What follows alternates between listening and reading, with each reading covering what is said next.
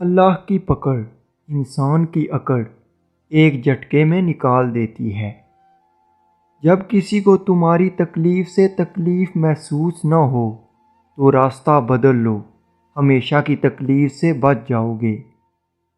پریشان ہونے والوں کو کبھی نہ کبھی سکون مل ہی جاتا ہے، لیکن پریشان کرنے والے ہمیشہ سکون کی تلاش میں ہی رہتے ہیں۔